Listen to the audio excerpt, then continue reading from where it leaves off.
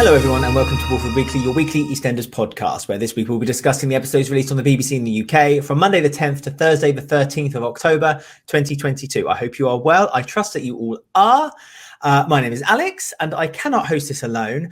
And he's back from his jolly jaunt in Europe, his Europe excursion, and he's looking absolutely fine. We were worried he would come back, bags under his eyes. Absolutely a mess, but no, he's good. Here's Rob, everyone. Hello, Rob. How are you? I mean, no more than usual. Anyway, hello. How are you? I had a lovely time. Amsterdam's great, isn't it? Oh, what a city! Euro trip. Absolutely. Oh, I loved it. Loved every second of it. If it wasn't for Brexit, I would move there in a heartbeat. There you go. Politics straight away in the first 10 seconds of the podcast. Marvelous. But I absolutely loved it. It was an amazing city. Go back in a heartbeat. What a vibe. The only thing that you need to worry about when you're in Amsterdam is whether you're going to get hit by a cyclist. I was warned about the bikes in Amsterdam, but my God, you have no idea. There's more bikes than cars in Amsterdam. I went on a little canal boat tour thing and was told that the bikes in Amsterdam, there is 850,000 people that live in the city, okay? And there are 1.3 million bicycles. It's like... Not only that, but people have more than one bicycle. They have like occasion bikes. They have a bike that they just use for work. They have nice bicycles that they use to go to posh places. And they have bikes that they don't mind getting nicked that they can just use to go to the shops or something. Like honestly, the amount of bikes is insane. You find lots of you find lots of locks, like not locks as in river canals, but locks as in locks for bikes, like just scattered around the place where people clearly have just like left or had their bike stolen. Why would you even bother locking it up? There's no point. Like, who's going to nick a bike in Amsterdam? Honestly, what's the point? It's worth about 50p. Yeah, it's mad, isn't it? It's lovely. It's a lovely country. Amsterdam isn't the country, but you know what I mean. It's a lovely part of the world. And lucky you. I haven't been there in years. I'm too old for Amsterdam now, Rob. No, you know, we'll do an episode of Walford Weekly from Amsterdam. What, outside the Bulldog Cafe? Yes, from within the depth. I went in there, from within the depths of a coffee shop. That'll be fun, wouldn't it? I mean, it could be a completely different kettle of fish. Might be better. You never know. To be fair, comment below. Would you like us to get absolutely high while we're recording a podcast? It will be a very long podcast, but hey, if you're up for an afternoon, we are. We could do it as a live stream. Then I don't have to look back at it and think to myself, "Goodness me, what have I done?" Rob, we didn't get a chance last week to change the dots. No, we did for not. the calendar. So we need, and people were asking for it. People were crying out for it, my friend. See, I knew it was a good idea when I started it. You have little faith. I knew this thing would be good. And the thing is, we are now halfway through October, practically, aren't we? It's my birthday. My birthday on the 24th. The month of Rob commences. So we have gone from Nick and his ma together on Christmas Day, we believe that is, don't we? 2008. To, are you ready, Alex? I'll just remind people that this is nothing if you're listening to the podcast, so do find us on YouTube. And then you can your see favourite bit, isn't it? Just listening. Once a month, you look forward to this bit immensely, don't you? Two, and I'm just going to try and put this together before it's all falls off. Do you know what? I hate this calendar. And to this, that's not that different from the September photo. It's another Nick photo, looking a bit menacing. And it might be from the same year. I don't know. She's Dot looking any younger there. I don't think she does. That's pretty much. I mean, it's hard to tell, isn't it, with Dot? Yes. I mean, but actually, no. Looking at it, I think that might be his 2014 return. Actually, all right, the famous 2014 return. Is it 2014? I don't know. I have no idea. His last stint. There we go. Well, the one before he died. The one before Dot gave him his overdose. Yes, yeah, that's the one. When he was it that long ago? I thought it was a bit. No, because it would have been. It was anniversary. It was an anniversary week, wasn't it? Oh, I'm an idiot. I should be sacked from this podcast. But, there we are then. So that's October. So the anniversary stint of Nick and Dot. There we are. There you go. Well, that gives me a good. And again, the calendar falls on the floor. Yes, this gives a good opportunity for me just to remind people that at the end of the show we'll be doing I Want to Gossip, and Rob and I will be talking about the news of the returns of some well-known characters for Dot's funeral, and we'll be discussing. Good, the bad, and the ones we'd like to return to. And also we'll be reading out your comments. But as I say, you can listen to us on Spotify, Apple Podcasts, or any of your favorite podcast apps, or you can watch us on YouTube. Just search Walford Weekly Podcast. Right, Rob?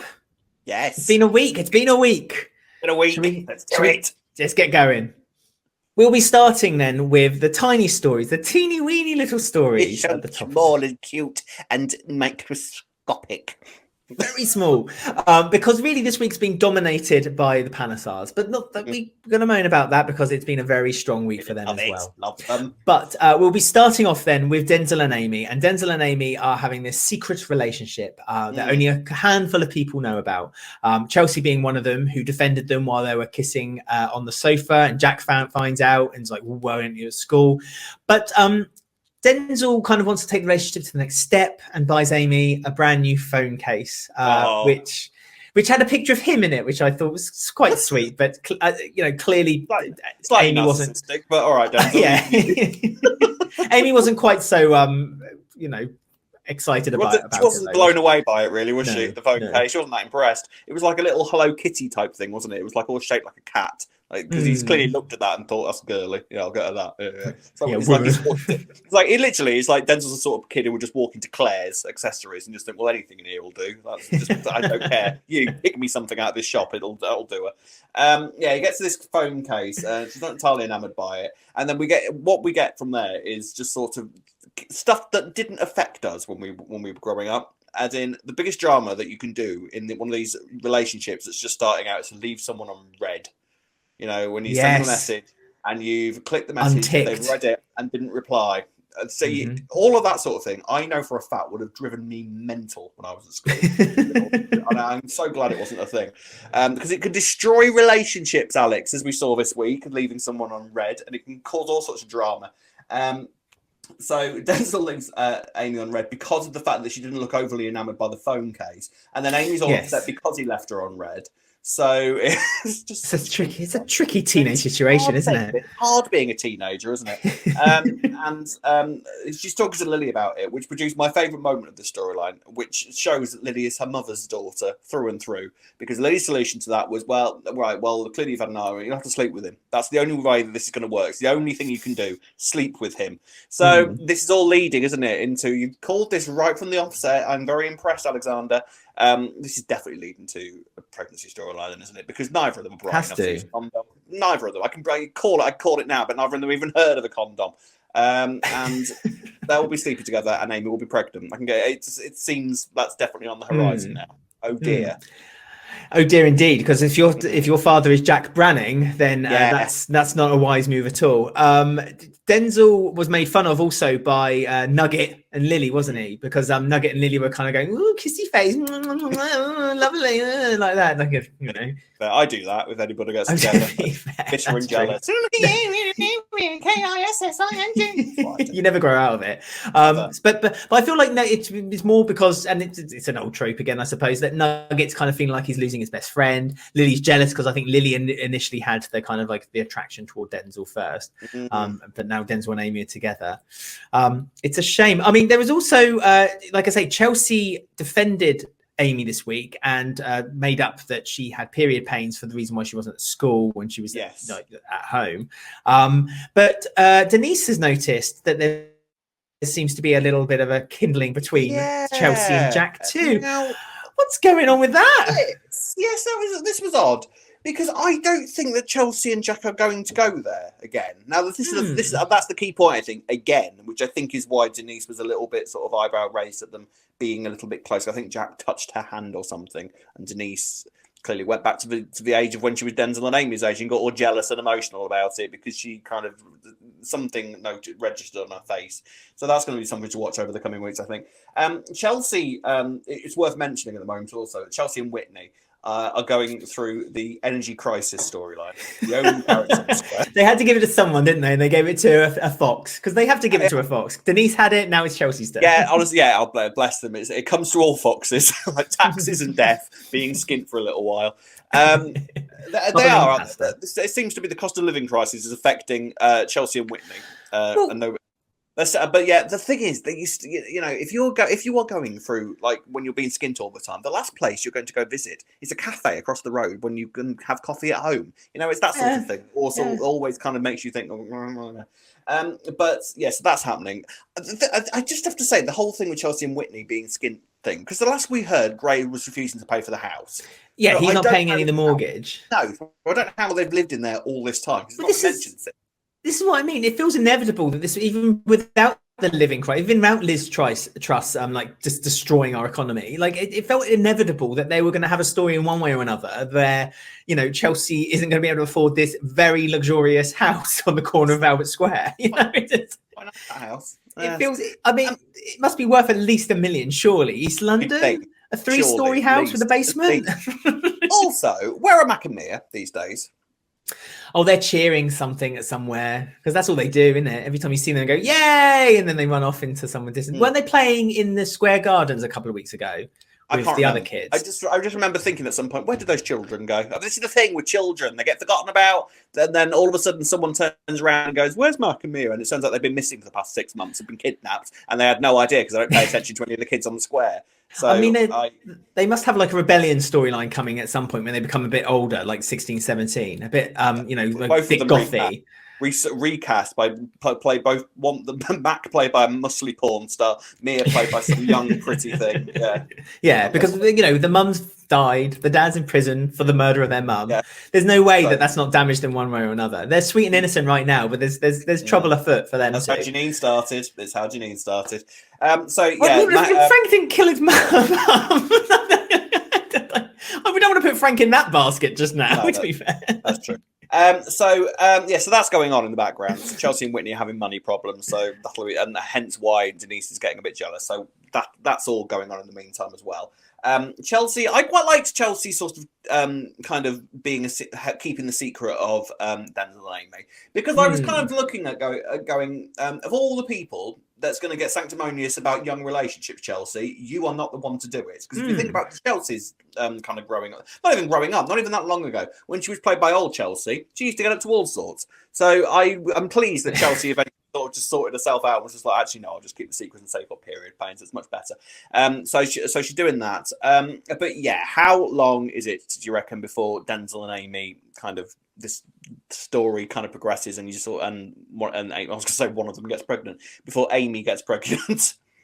Denzel. Never know. That would be a storyline, wouldn't it? I mean, like you say, they're kind of building up to it right now because, as you say, they're young, so they think the only solution to their problems is by having sex, to kind of show that they love one another. They're young. It's not out the realms of the possibility. Yeah.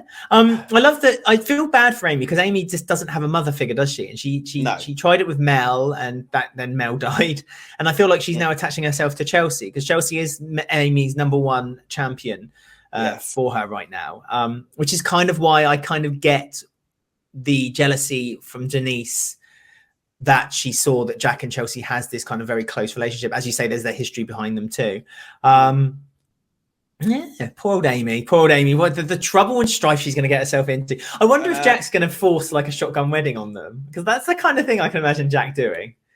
I mean, I don't know. I think what will happen. I think what's more like, because it's not like Jack's religious. I think what will happen really is but make a good woman of his daughter. You know what I mean? That's the kind of thing Jack would do. Well, I think the thing is, Jack's kind of motive with Amy at all the time seems to be trying to make her as least like as Roxy as possible, doesn't it? Yeah, and that is working so failing. Massively.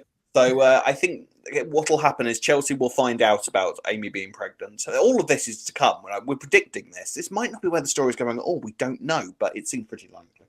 I reckon that Amy will discover that she's pregnant. She will tell Chelsea, and Chelsea will keep this big secret, and then it'll all sort of domino from there. And then Jack will go mad and half kill Denzel, probably. Something horrible will happen. All the dads in the square will be at war. And testosterone flying around all over the place. Terrible, but because Howie's a postman, isn't he? Howie's become a postman like overnight. Can you sympathise with him? He's screwed as well. Harry will be back. He'll be losing his job soon as well. Yeah. I'm the one thing I would point out is that he got his uniform remarkably quickly. Because I'm still waiting for getting a full uniform. That's just your branch, Alex, I'm afraid. I think it might be. You know what it's like in Walford? Job training, job satisfaction, like that. So yeah, exactly. But he's still got that side project as the children's entertainer, and he postman and a clown. Well, I mean that's a career, isn't it? Postman / clown. It's a vibe, isn't it? All right, so there's their story. Moving on next, then we'll be talking about Jay and Lola. As we always say, if you have any comments that you'd like to participate with the stories that happened on this week's EastEnders, you can comment below if you're watching us on YouTube, or get in touch with us on our Twitter, Instagram, or our TikTok. Just search at Walford Weekly. But coming up next then is Jane and Lola's story. That's now started. I just adored the bit at the bar when Jane and Lola said, we've got the whole lives ahead of us. Honestly. It's like, have you? Where went dark with the amount of foreshadowing that went over them at that point, didn't it? Bless them.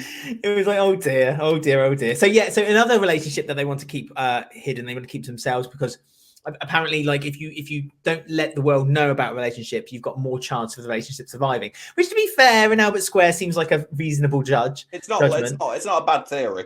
No. It's also exciting, isn't it, Alex? You know, if you're having a relationship without anyone knowing, it's all very exciting. So it's they are. Rob? No, that's the whole point. I have nothing to say. Yes, they are they've started obviously dating again, and there was a nice scene where they kind of got out of bed together, and we saw half-naked Jay, which you forget sometimes. He's a good-looking guy. Good-looking guy is Jay.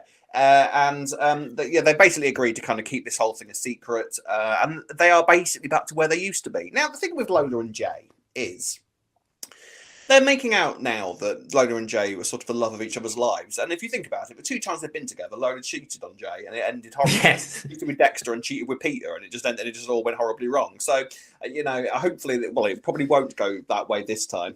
It'll be much worse this time in the long run, won't it? I don't think there'll be a chance for that to actually happen, because there's no secret. We know what the story is happening with. We just don't know how long this is going for, and for what the story will go toward. Like, I've been throwing the whole Lola getting pregnant idea out there.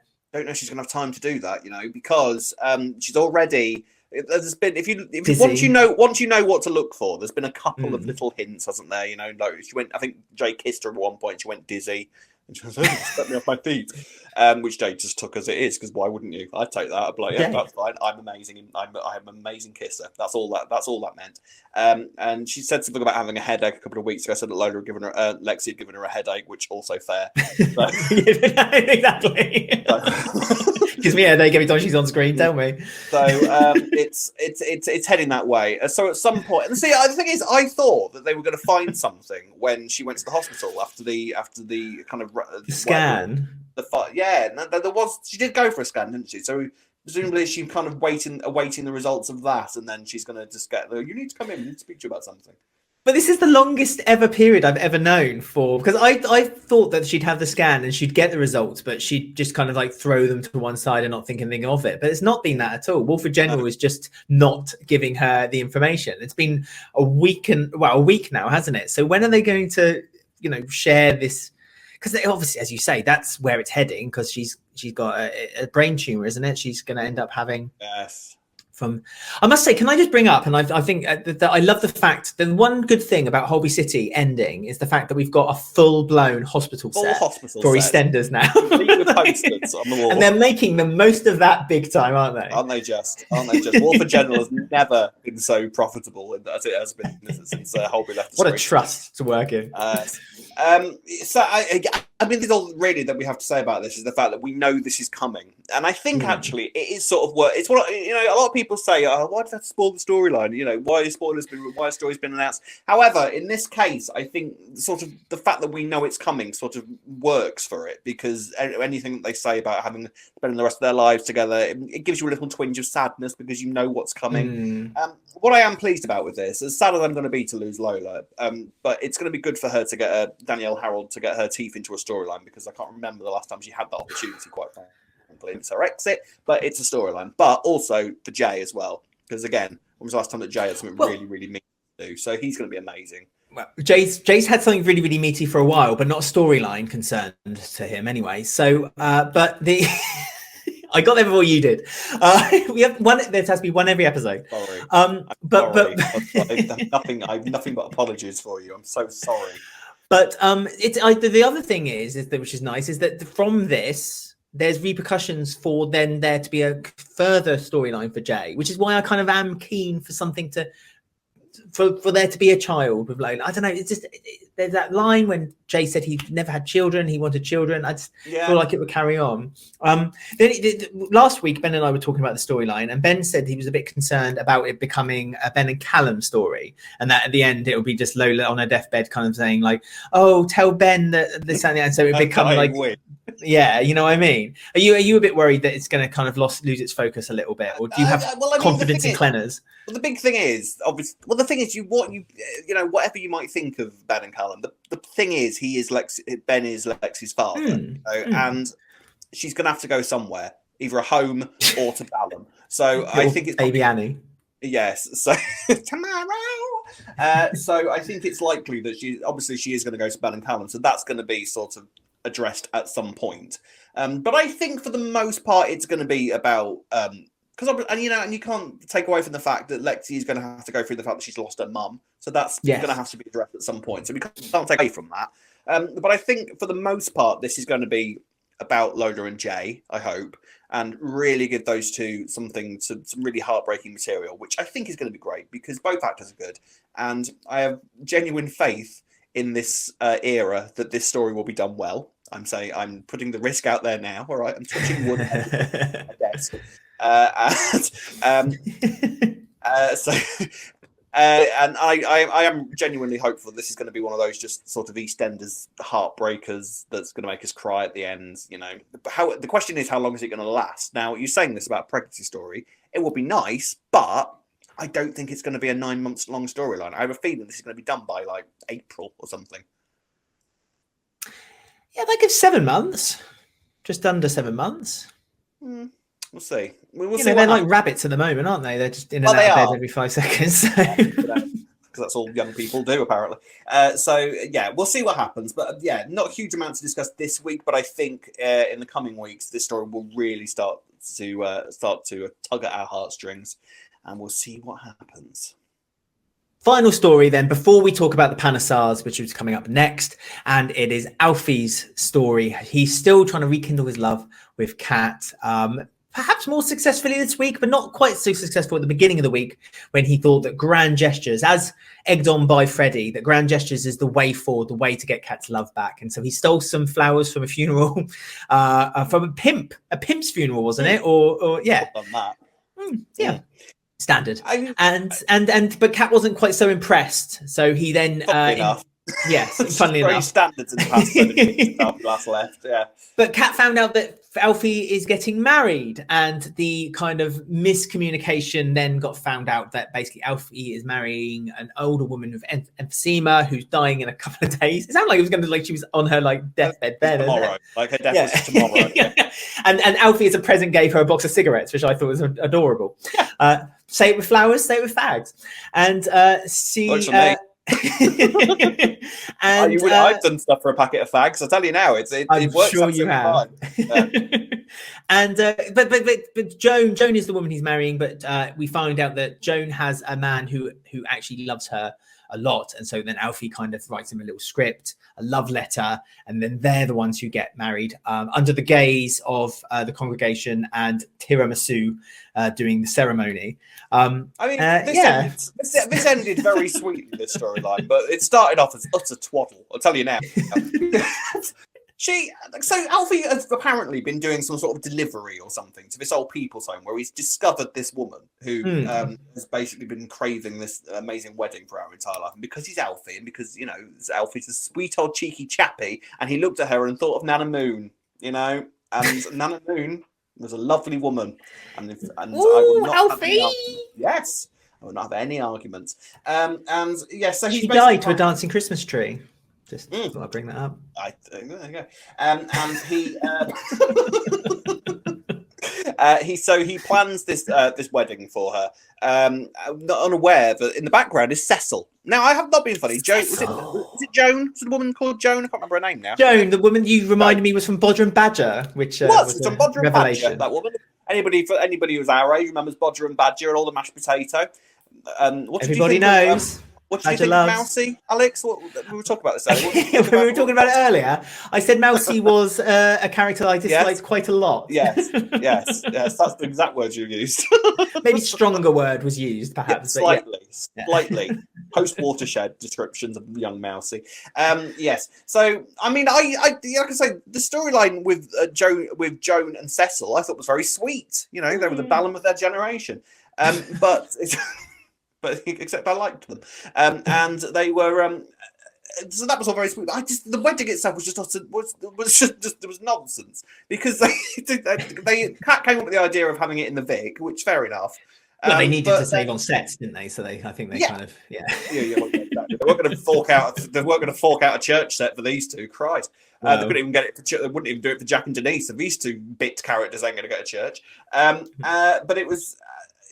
But then it all kind of went all crazy because he asked Felix to be the to be sort of the priest of the ceremony. So he dresses up as Tara and comes in, and then just kind of this ceremony is done by Tara, who's not a priest as far as I know. I don't believe she's ordained, but then they did say that this was a made-up wedding anyway. Because he wasn't actually going to marry her, because that was Kat for a moment thought that Alfie was marrying her for her money because she kind of said, which was another weird situation. Kat and Joan were having this conversation about how Joan's got this big heirloom and loads of money. Kat then accuses Alfie of marrying her for money, and then Joan said, "Oh no, that heirloom doesn't exist. I was just making conversation." And it was like, well, that was a waste of airtime. What was that for? But there was no need for that. Old woman. Emphysema. So I mean, I suppose you could also argue that at the end of the day, what is marriage? It's marriage? Piece of paper at the end of the day, Alex, and if two people want to believe they're together and married in their golden years, then who cares? I thought that was quite a sweet message to send out. And like I say, by the end of the week, this actually all ended quite sweetly. I really liked the sort of coming together of Joan and Cecil. I enjoyed that. What was that? Banging. Well, I think Ben's decided that he's going to rearrange the whole house downstairs, so he's just making as much noise as he possibly can. Maybe we should marry him off to Cecil. Yeah, I'm sure he'd. Well, he's similar age. So. So yeah, I'd say it all ended quite sweetly, and then Kat sort of looked, by the end of the week, you sort of got Kat looking at Alfie and smiling to herself. So it's begun, sort of as if it hadn't begun already, but the turning of Kat is slowly getting there. Turning of the shrew. They agreed at some point this week to sort of become friends. And Alfie basically turned around to her and said, "Well, I'll wait 56 years if I have to. I will win you back one day." And Kat's like, yeah. But, it's got the grin about her. And that's all happening. Meanwhile, though, in the background, Alfie and Linda.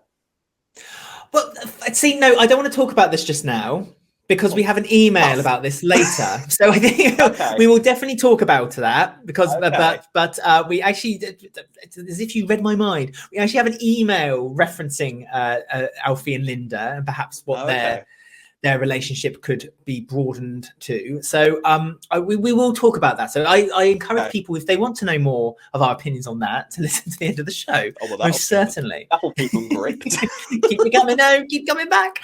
But yeah, one other thing is that I feel a bit, this is a rare opportunity for me to say this, I feel a bit sorry for Phil, because I think that Phil's kind of not there to see this kind of happening. And I feel like Alfie's I've said this last week, and I think I said this week before, I feel Alfie's being a bit creepy. He's being a bit kind of he's stalkery. He's a little bit.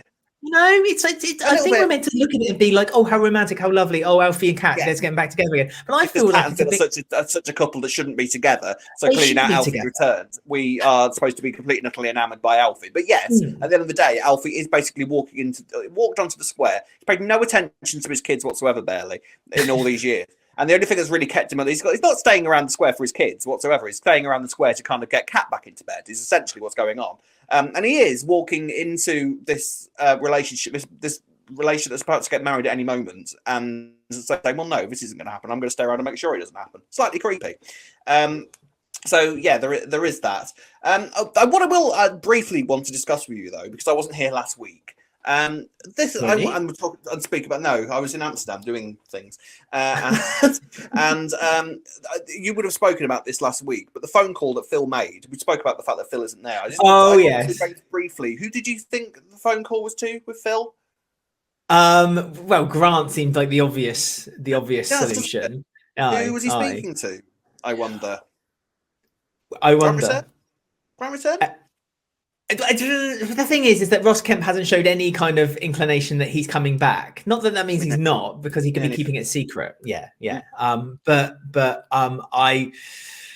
I don't know. This is the obvious thing, is it's Grant, but I just feel like we're going to be so disappointed when we do find out who it is. It's like, we'll probably find out it was Richie or something stupid like that, and that he's like going, "Oh yeah, I need to talk to you again," and then it's, you know what I mean. I feel like We'll get excited, but yeah, I just wondered, because I remember that last week, and obviously because Phil's now gone away for a little bit, we don't know when Phil's going to return. But that phone call was one of those sorts of things that they do at the end of stories, where that the hook for when that story returns is like, oh wait, yes, because that was happening. So yes, I'm intrigued to see who was on the phone. But yeah, in the meantime, while Phil's away, this whole Cat and Alfie thing is allowed to play out. But I think, well, like I say, fine. If we've got an email, we'll talk about it later. But I think Linda is going to be a kind of key component in the storyline going forwards. I wonder, because if you think about it, there's a few similarities between Mick and Alfie. So I don't know, but we'll talk about it later. But we'll see. But yes. The big story of the week then, and it can't go unnoticed, is the Panesar story. I mean, a lot of things happened. I'm just going to quickly do bullet points. So Stacey set up Eve on an online date. Eve saw that Suki was distressed over a meeting that she was having about doing some business in Dubai. Eve gives her a shoulder to cry on and some good advice. Suki thanks her for that good advice by them bedding one another in, let's just say, some of the steamiest scenes I've ever seen on on television in the UK. The nose wobbles.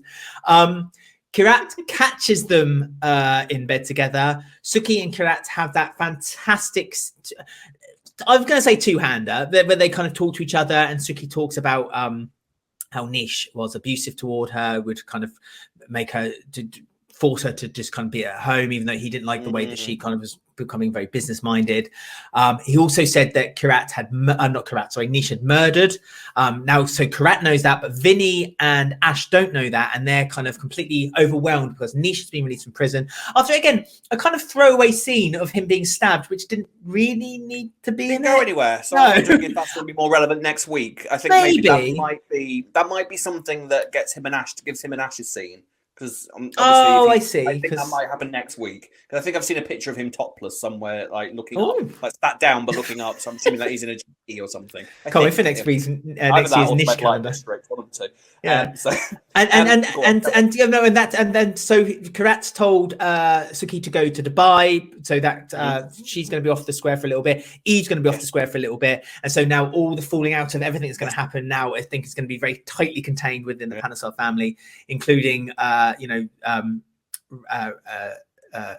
Ravi being included in that as well, because obviously there's that big secret that needs to be coming out too. I mean, what did you think?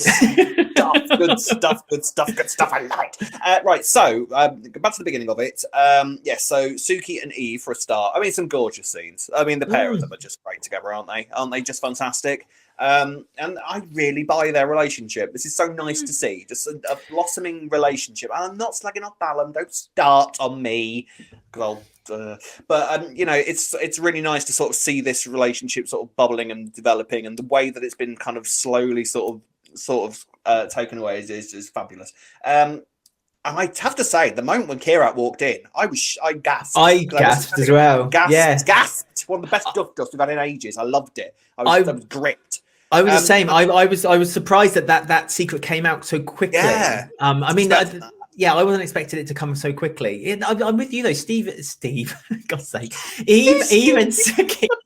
Eve and Suki, a wonderful relationship. But where do you think they can go with this though? Do you think there's because even Suki said this week that, like, it's almost like a comfort blanket that she's having this relationship with Eve, and so I can't see it being a long-term thing. I can't see, like, in a year's time down the line, I can't honestly see Suki and Eve being a couple. Do you know what I mean? I do know what you mean. The thing is, obviously, I think what's going to happen is Nish is going to kind of get his feet back under the table. I think this is all very interesting, and what I wanted to discuss with you actually is because we got some kind of backstory to the Panesars, and there's some backstory to Nish and Suki's relationship.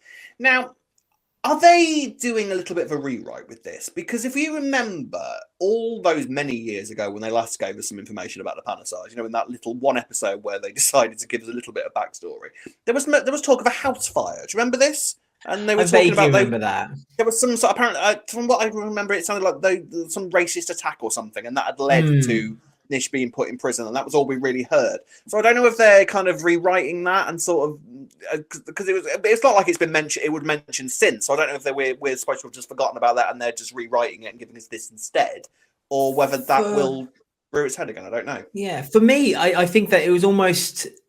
I don't think it's a retcon because I think it was Suki making a reason for why Nish had been put in prison, and now that the real reason why he's been put in prison has been come out, and then she's told Kheerat. So I think it was a lie that Suki felt was necessary to keep the family kind of hidden from the truth of why he's been put in prison. So you know me, I love pulling out retcons, but I feel like this is one occasion where I don't think it's an actual retcon. That's fair enough, but I'm not entirely convinced that everything we heard from Suki this week was true. Well, no, that's true. What information is she giving? I think one of two things, because we basically were told that Nish murdered some bloke that was showing Suki affection in a jealous rage, which to me sounds a little bit twee. I'm not entirely convinced that's true, which even means to me that something else is going on. I'm kind of half convinced that Nish and Suki have a secret together that nobody knows about, just those two, and that Nish has got something over Suki, which I think might be how he manages to get his feet back under the table. The other thing is, if this man that apparently Suki had developed this relationship with, that Nish killed in a jealous rage, the other possibility is that wasn't a man, it was a woman. That's the other option. True. She did say this relationship was platonic, and then on that part of this story, I believe her. It's just it was genuinely portrayed. It was portrayed quite genuine when she was telling Kheerat that. I think that she may be hiding additional information about Nish. Yes, but I think that we don't know about. But I think that what she said about that relationship she had, it could be right. It could be had been with a woman, but. Regardless, I think she was honest to the point where she said it was only platonic. It wasn't sexual. For me, that's how it was played for me anyway. Yeah, I just think there is other stuff going on, because I mean, don't get me wrong. I look at Nish and I think, yes, I already believe that you are more than capable of everything that Suki has told us about you. Which is great, isn't it? Like it's kind of got that Archie vibe about it. This is exactly what I wanted as well. I wanted an Archie type vibe. I think long term, I think this is going to be. Do you remember the Ferraris and the story that they were supposed to have? Yeah, they were supposed to have. I think this might be going in that direction long term. I think because how long is it to the 40th? Not too long ago. It's not massively long. There's 3 enough time. Years. Well, 2.5 years, let's say, because it'll be 2025. I don't know. I'm not sure. I think that's about Chris Clen's short for BP. That's a good story. He has already. Yeah, I mean, it'll still be Clennis in that time as well. It might just be coming to the end of Clennis's era, and that's in. So if this is Clenner's big story, if Clenner's has seen this as his big story, it makes sense for this to stretch to 2.5 years. And Archie's story stretched, I would say, 2 years, wasn't it? Yeah, it went on about that long. Yeah, Archie was around for a good while. And already he kind of has the vibe of someone that could quite happily be killed off in a whodunit. But I can see live it being episode. Who done it? Yeah, all that kind of stuff. I want a live episode. But I can sort of see it being like very much within the Panesar family as well. Like, because basically, let's be honest, each and every one of those characters is probably capable of something like that. Oh, entirely. They're Panesars. They've all got that gene that they one thing would click and they'd go. Yeah. They've all got a dangerous gene with them, and including Ravi in that as well. So and Vinny, I think Vinny could do it. Absolutely, and Ash as well, because it's been suggested a few 100%. times that Ash is very much like her mum. So I'm so excited. This is so good. This is so good. But not just inside the Panesar family. Let's look at Eve as well. Eve's got the potential to do it as well. Stacey's done it once before. He had his eye on Stacey as well. There was a bit of a moment between him and Stacey. Archie. I mean, let's hope it doesn't go in that parallels. Just, snow globes. But yeah, yes, it's all excellent. I really liked the scene I was really glad of Kheerat's reaction to and how Kheerat handled that, because at the first you kind of thought that Kheerat was going to go down sort of like, oh, you're with a woman, oh, it's disgusting, I'm disgusted by her, and it didn't go in that direction. He was more horrified by the fact that she had kind of just the hypocrisy of it between how she was with Ash, which makes perfect sense, and also brought up the honey thing and basically sort of called her out, called Suki out on how she treated Honey, which was great. You know, all of these stuff that needed to be confronted with at some point. So was Kheerat threw at her, which I love. But there she lied, actually, having said that. Yes. Having said that, she seemed very honest and genuine when she talked to Kheerat. When he brought up Honey and he said, was that the reason why you sacked her? And then she said, oh, no, it had nothing to do with that. And it's like, so that you did. But this is what I mean when I say that, you know, she's already lying about stuff that we did know about. So which makes me think that because this is Suki at the end of the day. Anybody else, I'd be kind of like, yeah, all right, I can take on this at face value. And I can totally believe that Nish is, well, from what we're being told, a coercive controller, you know, telling them what to wear, telling them what to do. And, you know, even Suki compared herself to Chantel this week, which was interesting. But at the same time, this is Suki. This is a woman who pretended that she had cancer to keep her children close to her. And she has been icy, and she has been cruel, and she has been bitchy, and she has been... So there's that side of Suki that I hope doesn't go away entirely, and I don't think it will, because I think Eve has been the first opportunity for her kind of vulnerabilities to show. So this, and just revealing the layers of Suki bloody Panesar, who is rapidly becoming one of my favourite characters ever. I freaking love Suki. And there's so much to this. This is why I'm so excited. And what I love actually is that Suki is going away for a little bit and Eve's going away for a little bit. So they're parking that kind of story for the moment. And what this will do will allow sort of I don't want to say lesser players, but what I mean is like, so we've had the sort of the big players in this storyline with Ravi and sort of Suki. Ravi and the kids will now be able to kind of step forward and sort of have their scenes with Nish, and we'll sort of learn about their relationships. I'd love to know more about Ash and Vinny's relationship with him, because they are already quite under the belt. Ash was delighted to see Nish, and Vinny apparently was quite happy to see Nish as well. So, and now Kheerat knows this secret apparently. So this is all going to be fascinating. I cannot wait for this to play out over the next few months. I'm so excited. I love the Panesar. Brilliant. Yes! Do you think Ravi has kind of whispered in Nish's ear and said something about the video recording that he has, or do you think Ravi's kept that to himself? Well, this is the thing. I don't know, because obviously there's that secret as well. The fact that Ravi is actually their brother, so that's all going on in the background as well. There's just so much there's so many layers to this, and so much to come out, and so many explosions to happen, that I'm convinced it's going to be, I think because obviously we're in the run up to Christmas now, there's going to be much more to this. This isn't going to just all be solved at Christmas. I think there might be an additional element added to it at Christmas that will kind of take us into the new year. But it's very, very exciting. There's so much more to come. It genuinely feels like this is only just starting, and there's already been quite a lot happened. So Eve's in danger though. Eve is in danger. Eve's in grave danger, big time. Which is worrying, because there are two murderers now within this family that basically arrived. We've got Ravi and Nish, both capable of murder. We haven't seen obviously Nish do anything too evil just yet, but we know that potential is there. We get it from his character already that this is not a man that is going to be particularly likable in the coming months. So villain. I'm certainly sure that they haven't had any EastEnders, but in any soap, has there ever been serial killer trope? I'm not saying they will be serial killers, but just for argument's sake, it's like, has there ever been like a pair? Yeah. So do you think Ravi and Nish could be a pair, they could father and son serial killer available for hire? You know, if in doubt, if in doubt for a serial killer, give us two at the same time. Right. I don't think so. I don't think it's ever been done like that before. But I hope they don't. I don't think it will be quite as. I don't think it'll be quite as shallow as that. I think there's going to be a lot more. So the thing, this is even when you're watching the show at the moment, it's like You've got character stuff coming from all directions. Even in the other stories that we're sort of just rolling our eyes at and going, yeah, all right, that's going on at the same time. But it's all still character stuff. It feels so long since we had like a big issue-based storyline, which is great. Good. You know? And I'm not complaining whatsoever. Obviously, we've got the load of stuff to come. That's going to be kind of fairly issue-based, but it's also going to be completely rooted in character because you're talking about Jay and Lola, talking about their history and the effects that this will have on them. It's just going to be, it's great. Clenners, I love you. You are amazing. You need knighting. And you might not have been successful at the NTAs last year, but that's because you were talking, you know, you were on the tail end of a year that maybe wasn't a bit more rocky. But this time next year, if we keep on in this sense, all the awards are coming to the EastEnders. I can't wait.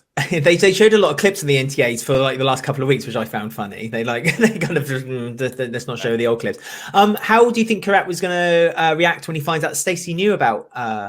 Well, Eve yes, and because also Suki? that, because that was a nice moment, wasn't it? Stacey's face of just like, oh, hello, yes, oh dear. So that was a nice moment as well. Because those two kind of, she ended up meeting Nish because Hope, just like a mother, just threw herself at any random man that walked in the room, threw herself at Nish, and that's how they kind of became introduced. So, and there was a moment where Nish looked kind of fairly horrified that Stacey was going out with Kheerat. So that's going to bring on, which again will bring Stacey into a big storyline. No complaints there.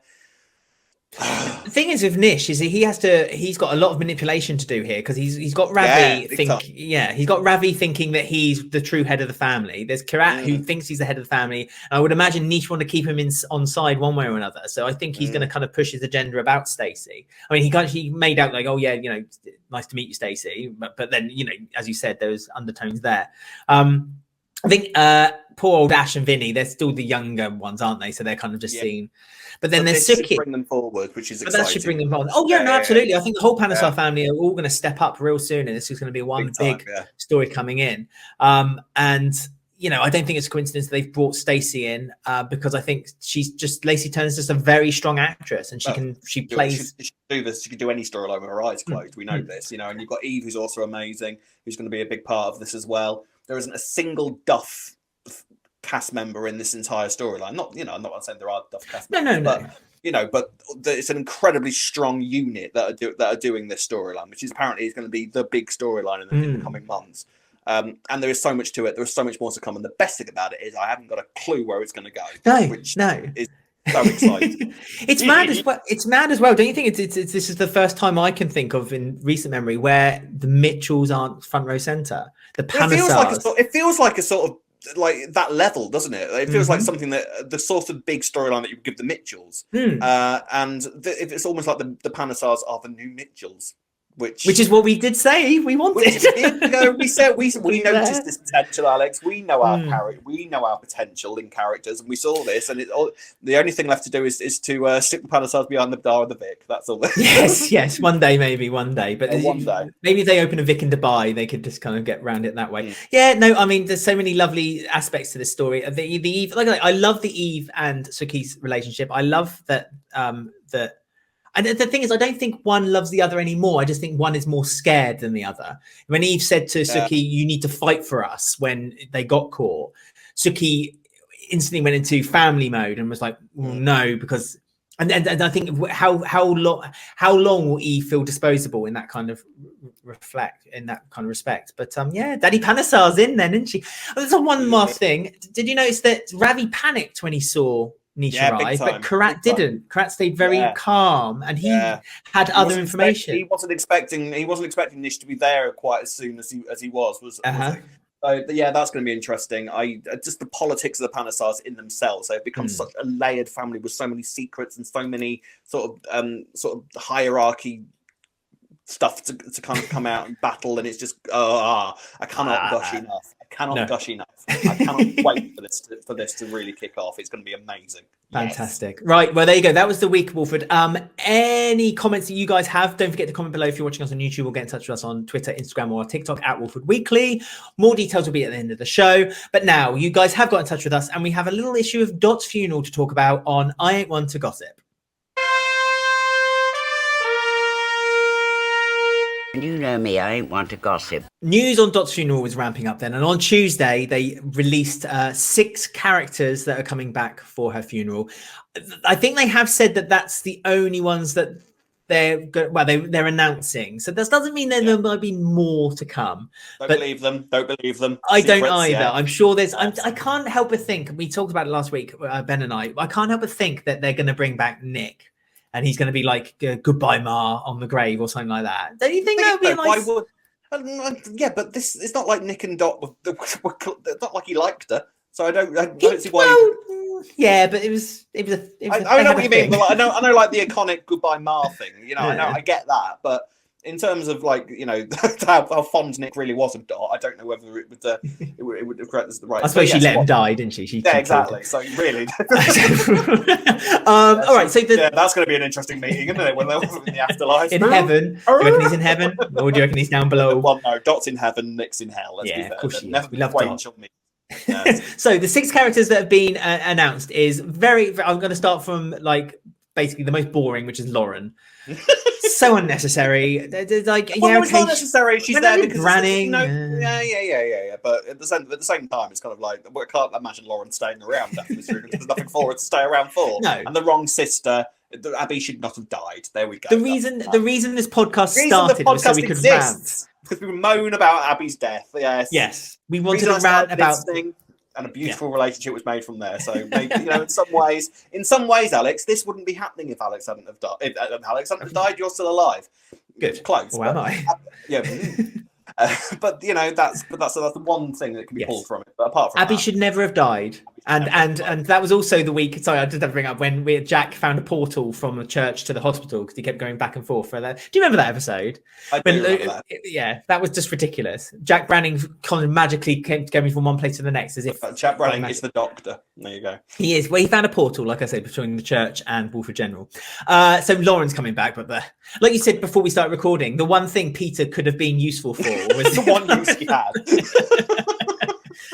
But no, he's gone. More excitingly, then, is Lofty and Mary. I'm glad that they're coming back as well. I know, I love them. I know. It's always going to be the way. As they should. Quite right. But I'm hoping Annie comes back again. I was adamant that Annie was going to be a main character on the show when they brought them back for the first time round. Please, Annie. Please, woman Lofty. Annie. Please, woman Annie. So we might have some really lovely scenes with Lofty and Sharon as well, which I'd be really excited about. Barry and Colin. The first gay relationship, the EastEnders, as the Sun newspaper put it, because they kissed on the cheek. In the 80s, kissing on the cheek on primetime television was considered disgusting, Rob. And now look at us. We got nose rubbing on Suki and Eve. Eskimo porn. Yeah, exactly. Yeah. And the probably the biggest, the most pleasant surprise is Deezer. I mean, anyone who's been watching classic EastEnders will know what a big part Dot had in Deezer's life when she ran away from home, and Dot helped her kind of cut her ties from her father, who was abusive toward Deezer. And we found out that it was actually Deezer's the father of Deezer's baby as well. She'd been raped by her own father. Ronnie of her time. I mean, honestly, if you get a chance, go on YouTube or go on UK TV Play and try to find the episodes and watch all the episodes with Deezer and Dot when Deezer comes to the square. You don't have to necessarily watch them when she's homeless with Diane Butcher. When she comes to the square with Dot, it's brilliant. Honestly, a brilliant story that they gave to Dot. That it just showed Dot's compassion and how she's much tougher than she puts herself across as, because she's had to be tougher. She's had to be like this much more harder woman. You know, Dot, you always think Dot's a bit kind of like, oh dear, but she can, if she needs to be, she can be very hard and very kind of, you know, very direct and straight. And so I mean, like I say, apart from Lauren, who I couldn't give two hoots about, the rest of those characters, I'm very excited to see the return of. Please. What, are you happy? Yeah, no, I'm very happy. And there will be more. I think it's fair to say there will definitely be more. I think there's going to be some surprise. It's going to be quite a big episode.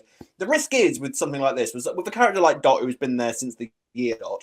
it's you run the risk of it being a little bit like the Neighbours final episode, don't you? Where like you've got so many characters that just haven't got time to do anything with, and they're just sort of there. It's like, oh, there they are, yeah, and but there's also the thing is there's also more modern characters that should be there, really. The likes of Max, if in the Max and Lauren scene, that would give it some point. That would be all right. And I still say it'll be ridiculous if Ian isn't there. And now that won't be. I doubt how that'll are be they the going to show's. do it though? Well, this is the thing. I doubt it'll be the show's fault because it's more likely that Adam would go, "No, you're right, thanks." But I don't know. It seems like Ian would 100% be there. So I don't know how they're going to get around that if he isn't coming back. I don't know. We'll have to wait and see. I mean, obviously, it's great that they're bringing back all these classic characters, and quite right too. Colin and Michael for sure. We called that right from the start. Of course they should be there. Of course they should. Yeah. So, and it's going to be really interesting. Charlie as well. I'd quite like to see Charlie come back. Rose, is Rose still alive? I can't remember. I think she is. Yeah. It makes sense to bring Rose in. Nigel Bates? I felt like was the most missing one there because he house shared with her for years, and like she supported him through the the death of his wife, and so Nigel Bates feels. I remember Debbie. I remember Debbie in the car crash. I remember that. She was in prison in Coronation Street recently. She was. But Nigel was at Alby City for years as well. He was. He's looking for work, so that'd be nice. Well, no, apparently, the actor doesn't want to come back, so that it's looking unlikely. But it's such a shame. It's a shame. One episode, it's a paycheck. No, exactly. What are you doing? Shakespeare? Come on. Hi. So I mean, like I say, lovely, and it'll be lovely. The thing is with something like this, and because of the mass of fans that watched either for years or fairly recently, the problem with an event like this is you're not going to be able to keep everyone happy, are you? Everyone's going to have, of course. Everyone's going to have a character where you think, why aren't they there? Why aren't they there? Why aren't they there? So someone at some point is going to go, well, it was ridiculous that they weren't there. You can't keep everyone happy, but it sounds like they're doing their damnedest to try, which is great. Dika, who the hell thought Deezer? I didn't even know who she was. Oh, Deezer. I mean, to be fair, I there might have been a gap in my memory too if it hadn't been for watching classic EastEnders. But I swear, it's just such a great story, and to see the relationship between Deezer and Dot is fantastic. Right. I don't think we asked, because last week Ben and I discussed who we thought would come back or who we'd like to come back. Yeah. And you obviously weren't then last week. You were having too much fun in Amsterdam. So riding along on canal boats and bikes. So come on, who would you like to come back to Dot's funeral? I mean, that list for a start, it would have been ridiculous if Lofty and Mary and and everyone and sort of set, and then by effect, Colin and Michael. Those were my classic characters. I was quite keen to return. Obviously Nigel would have been great as well, but if the actor doesn't want to, what can you do? But then, like I say, the more modern characters that kind of had serious relationships with Dot over the past 20 years or so, not even that modern. The likes of Ian, the likes of Max. There's lots of characters that should, and Charlie is my big one actually. I would say Charlie Cotton is my big one that I really think should be there. It would be quite mad if they don't get Charlie back. But he's died though. Don't forget. Oh, you mean the young? Every time people say Charlie Cotton, I always yes, in Ireland. I mean Charlie as in Doyle. Mrs. Doyle, Charlie. Mrs. Doyle should totally return. Totally. And Rose as well. I'd like to see Rose turn up if she's still alive. She might have died at some point off screen, which they can kind of explain away if needs be. But that would be nice as well. Is there anyone in Ireland that she went to see? Because I know she moved to Ireland. So she moved to Ireland, but it was to be with Charlie. And doesn't he have a kid? Doesn't he have a kid? With Ronnie. I can't remember, but so even more so, if Dot was there living with Charlie, it would be insanity for Charlie not to be at the funeral. It's not like she would have sent the body off. All right, now have a nice time. See you later. So that needs to happen. I think those are that's my big one. I think Charlie needs to be there because I really liked Charlie. I thought Charlie was a great character. Taken away far too soon, I thought. So yeah, Charlie's my big one. And obviously Ian needs to be there. I'm sorry. It would be insanity for Ian not to be there. No, you're absolutely right. But we'll see. There we go. As actor availability / up for it. It's a very different thing to they should be there. So we shall see. But do let us know in the comment section which characters you want to be there. We've had some announced. I can guarantee that there will be some surprises because an event like this, you keep some of your cards close to your chest, don't you? It's going to be an amazing episode. I've got like I say, if you going by that list alone, means that there's been care and attention put into this. So I'm looking forward to it. I really am. It's going to be a very moving affair. Finally, then we had one email, which we mentioned earlier on the show about the flirty friendship, as the title alludes to on the email. And it's from Maisie G. Thank you, Maisie G. And they have written, "Hi, Rob and Alex. I'm a long time watcher of the podcast and wondered what your thoughts were on the friendship building between Linda and Alfie. I honestly don't know how to feel about it. Do you think it's a light-hearted flirtation and nothing more? Or could you see them straying from their long-time loves?" Well, I mean, well, I think that, there was a free shone between them, wasn't there? I don't think that can be denied. So, and I can sort of see Alfie being Linda's type. If you always say that, if you have a long relationship with somebody, you tend to go for somebody who's quite similar to your ex in a lot of ways, don't you? Yes. So I can see Linda going after Alfie for sure. And Linda's quite brassy in a lot of ways, so I can sort of see Alfie being attracted to Linda as well. I don't know, there's something will happen between them, I think, and then I think Linda's just going to end up broken-hearted again.